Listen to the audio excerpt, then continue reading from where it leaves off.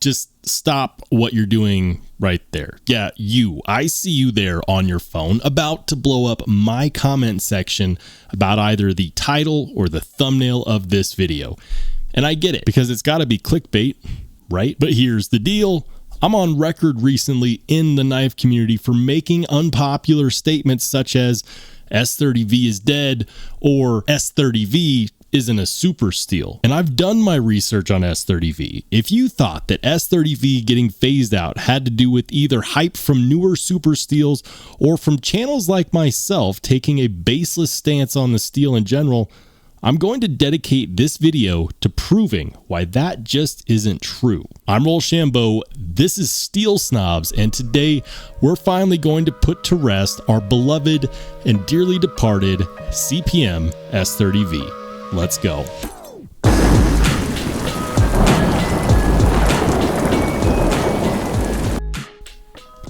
Everyone, welcome in to the 10th installment of Steel Snobs, the most popular series on this channel. And today we're going to discuss CPM S30v. CPM S30v is a steel that was once treated like a king and is now fading heavily into the backdrop.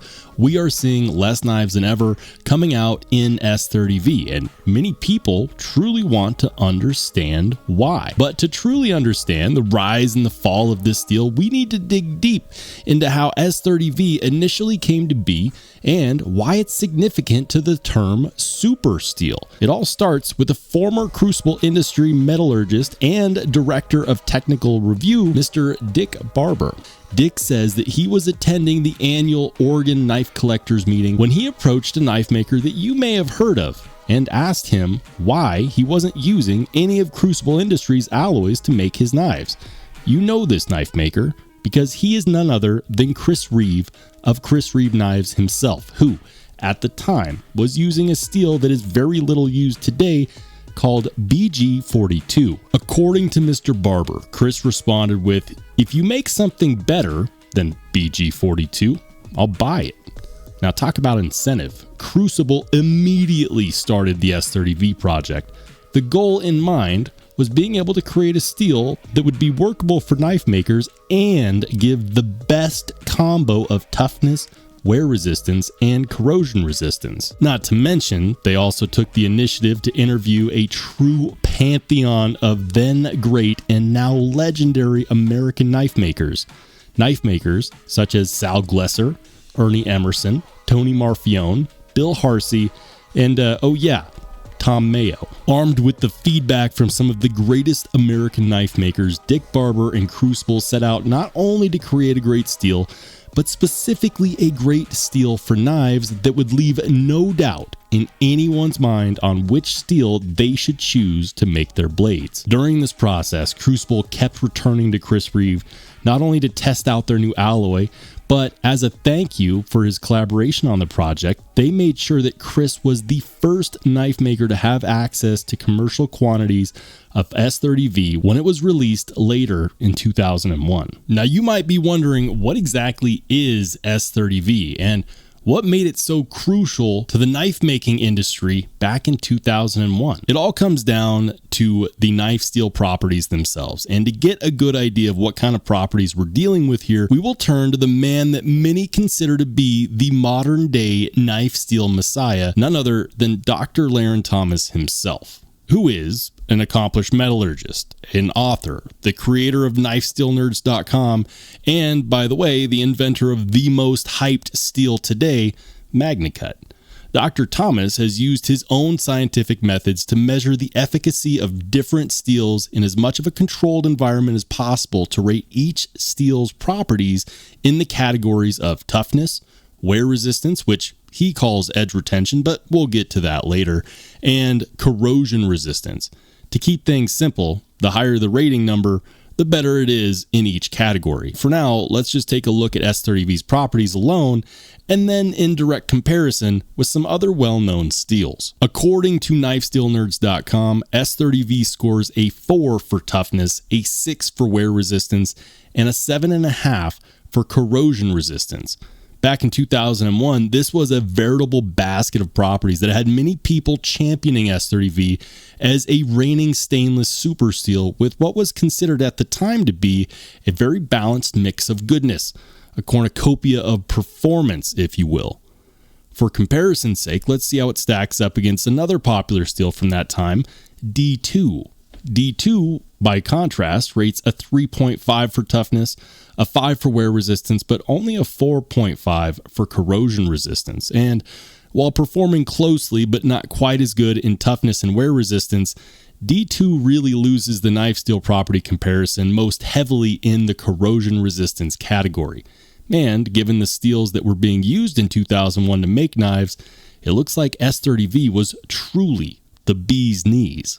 But this is where it all starts to fall apart. Let's fast forward almost 24 years later, and we're nearing the end of 2024.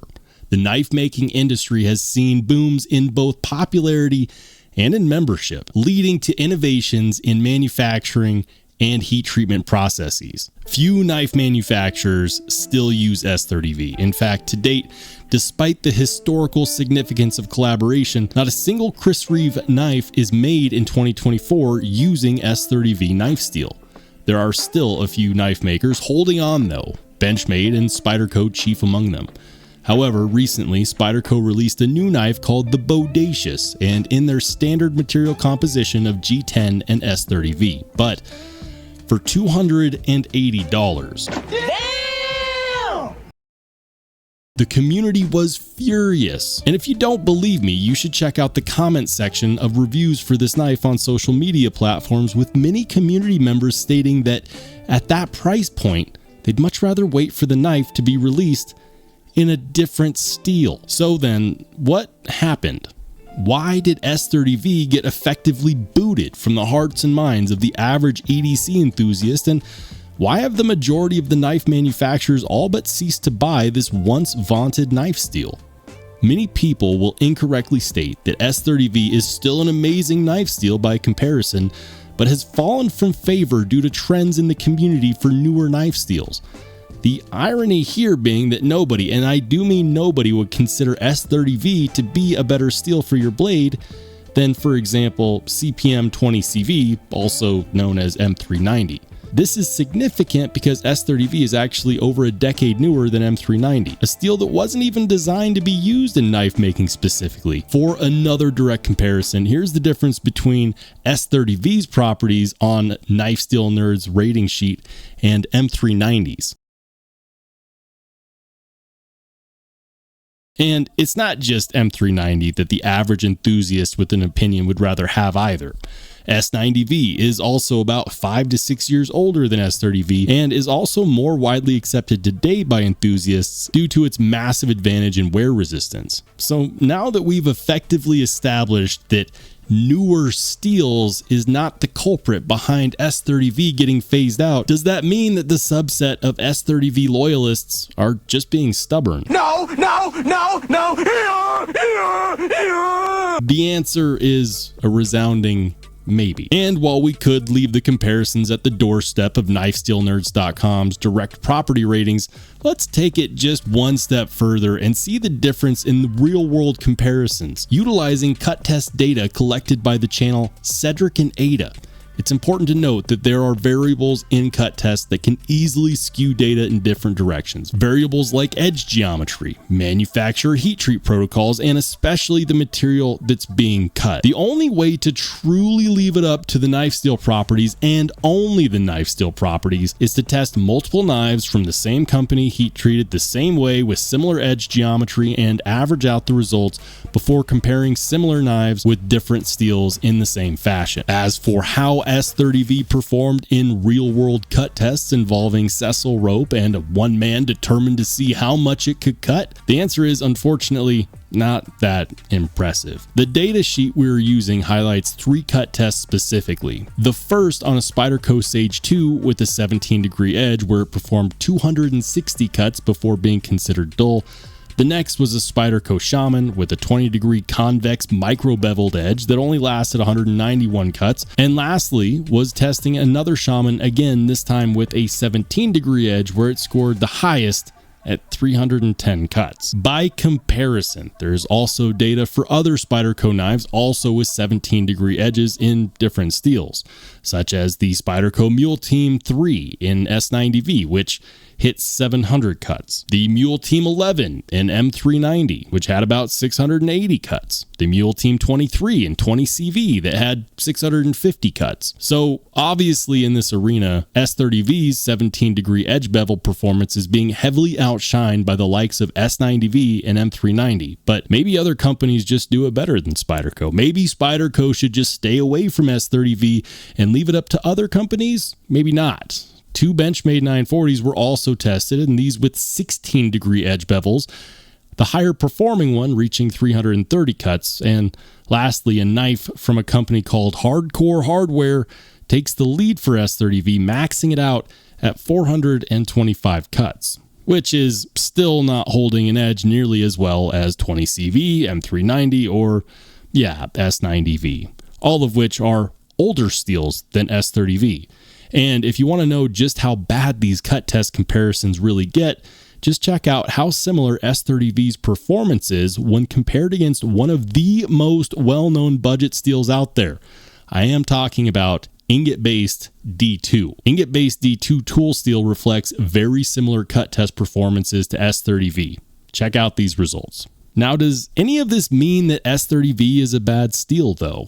Absolutely not. S30v is a steel that I would consider to be somewhere above ingot-based D2 based on its stainless properties, but also somewhere far below the other vaunted steels that we consider to be modern super steels. Steels like Vanex, MagnaCut, M390, K390, S110v, S90v, and Rex 121. So what's the problem here exactly? This still doesn't really explain why all of a sudden S30v has fallen off the face of the earth and is only hanging on by a thread held by Spyderco and Benchmade. I continued to deep dive for this answer, and here's what I found. It comes down to what it costs to get a knife in S30v. When searching one of the largest and most popular knife retailers in the nation, Blade HQ, I was able to search their inventory and filter by steel type, and what I found was pretty damning. You see, it turns out that there is only a handful of knives available in S30v under the $100 mark.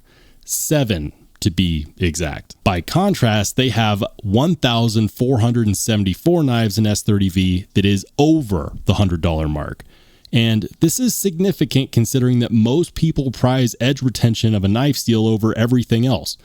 And with budget-based D2 tool steel giving similar edge retention performance for a fraction of the cost, that either means that we're truly getting D2 for bargain prices, or we're just being asked to pay far too much for S30v. Going back to the responses that Spyderco got upon unveiling the Bodacious in G10 and S30v, I'm starting to believe that it's the latter and not the former. But it's true, S30v was once a very great steel to have. That is based on the heat treat protocols and the capabilities that were available at that time. And at that time, it was 2001. We are now able to get more performance than ever out of even older steels like M390 and S90v, and don't even get me started on the newer steels like MagnaCut, because I have an entire other video pitting MagnaCut against M390 that I'll pop up here on the screen here in a minute. But with all of that being said, the last point I have to make is this. If the legendary Chris Reeve, both the knife maker and the company, the ones who initially helped develop and championed S30v, have decided that at least at this price point, it's not good enough for them, then at least for a premium price tag, why would we decide that it's good enough for us?